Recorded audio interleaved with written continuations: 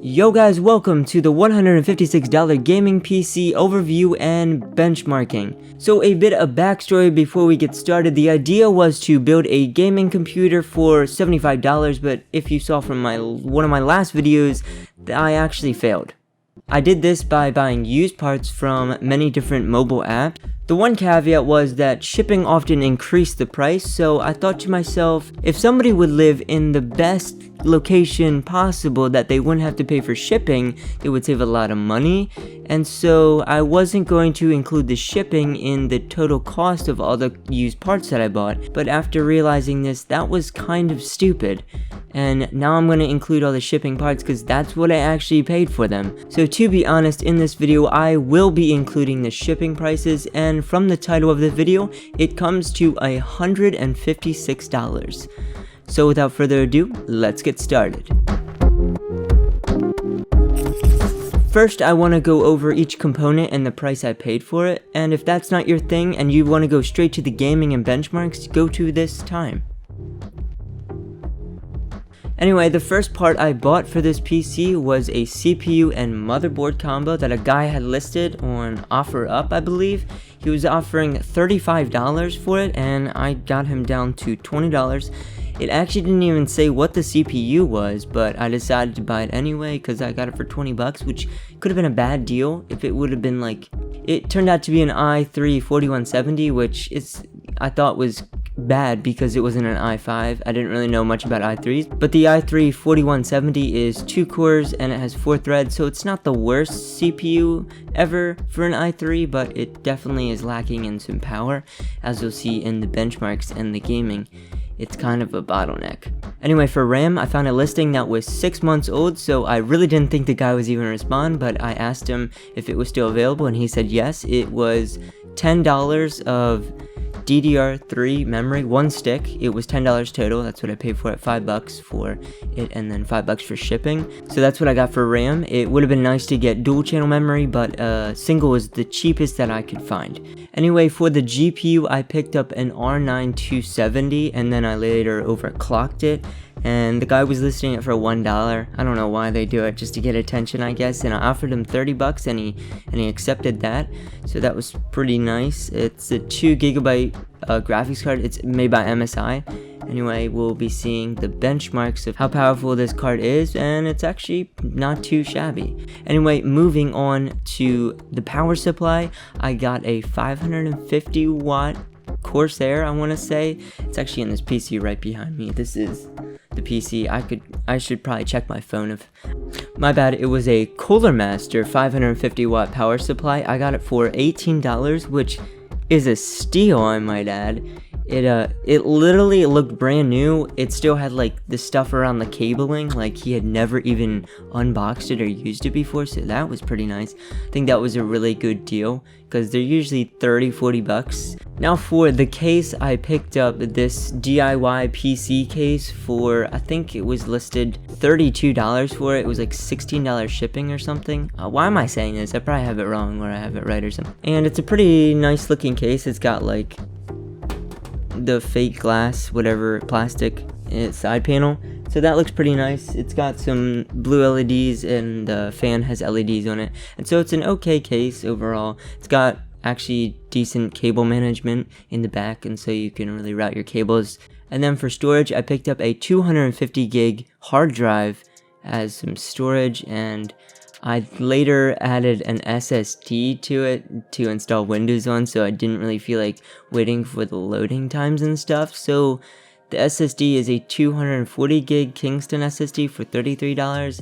I'll probably add that in. I don't know. It might affect performance a little bit. Anyway, later, if from that last video you saw, I had to buy a new motherboard because the other one wouldn't boot up for some weird reason. I didn't really get any responses for anybody who knew anything about it, and I did more research and couldn't find anything.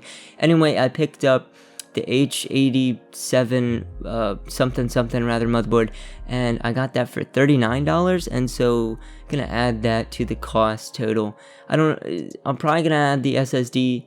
You can, like, if you would build a computer like this, I would highly recommend an SSD, obviously, because the load times and everything are just sped up way more. And so without the SSD, that total comes to $156 if I did my math correct. Well, more like if Excel did its math correct. Anyway, $156, which is almost double than $75. It's still a pretty good budget PC overall, I think. And if you add the SSD to it, $33. Hold on, let me do some quick math. That's $189 total, which is still under $200, which I think, personally, is a really good deal for a gaming computer that can run modern games at medium settings. I actually forgot to mention this. I don't know if you can actually see in this computer right now. It's actually upgraded. I upgraded CPU and the RAM and also the GPU because, well, I wanted it to be my gaming computer.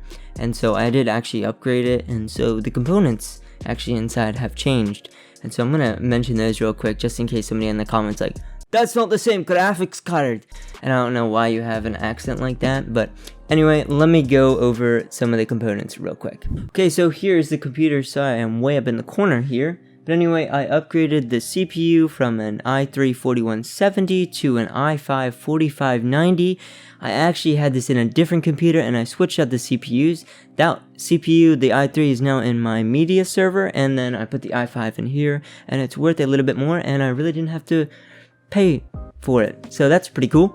And then I also upgraded the RAM to 16 gigs total of DDR3 and from 8 to 16, so that improves performance just a little bit. It's more for editing and stuff like that. You can do more, have more Google Chrome tabs open. And then I also upgraded the GPU from an R9 270 to an RX 580, so a little bit of a upgrade there, and it actually games pretty nicely. 144 Hertz monitor here, can play Fortnite pretty nicely at that frame rate. Little dips here and there, but I might be doing a little benchmarking video on this computer right here with these specs. So I don't know, you might have to go to my other channel, Mixac, that has some gaming stuff on it, or it might be on this channel. I don't really know.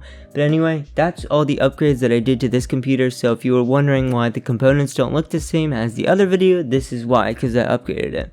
And I also want to do one other video with this whole computer setup total. I want to sell the whole computer and see if I can make an actual profit on it. I think I can, because with the i5, it's actually a decent little gaming computer there. See if I can get set all back up. Oh man, I don't even have the camera in the right spot anymore. It actually has some decent power, and so I think I can make a decent profit. So stick around, get subscribed so you don't miss out on that video. I want to see how much I can actually make, or how much did I lose on this computer. Nice investments. Anyway, now let's get on to the gaming and benchmarks. What most people care about is how this computer, well, before I upgraded it, how it performed, and I have all the benchmarks already complete, and so I'm gonna have some nice bar graphs for you to enjoy. And so yeah, it's taken me a lot of work to do, a lot of benchmarking, so I hope you enjoy this, and then I'll probably just see you at the end. I'm probably not going to talk through it and just play some music. So yeah, I'll see you at the conclusion.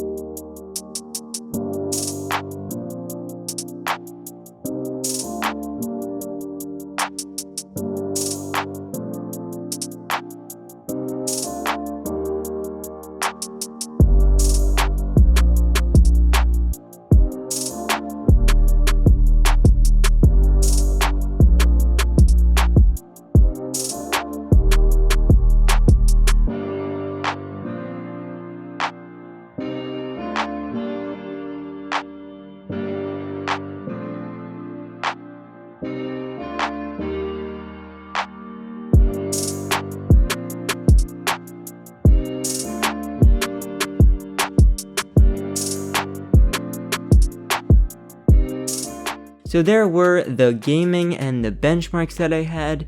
Now one thing I did notice was the i3-4170 was bottlenecking the R9 270, that we overclocked just a little bit. It was just in the big games like in Watch Dogs 2 and Wildlands, but for the other games, the i3 did pretty well. It was a little underpowered, and with an i5 upgrade like I did, it is actually way better and does not bottleneck the GPU, therefore making the GPU run a little bit better and pushing out more frames and overall just improved performance.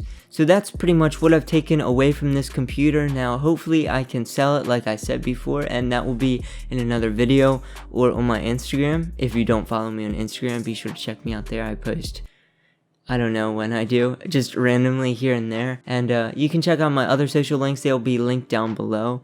I would really like to make more of these type of videos. I think they're so much fun, and I love to do it. I love PC building and everything about it, and configuration, except for when stuff doesn't work. That really gets me angry, and I get so frustrated, and then I had to spend more money on a brand new motherboard, and that kind of made me mad. But anyway, in the end, it did work, and I don't really know what else to say except to end this video, I guess. So thank you so much for watching this video. With that being said, be sure to like, comment, and subscribe, and I will see you in the next one.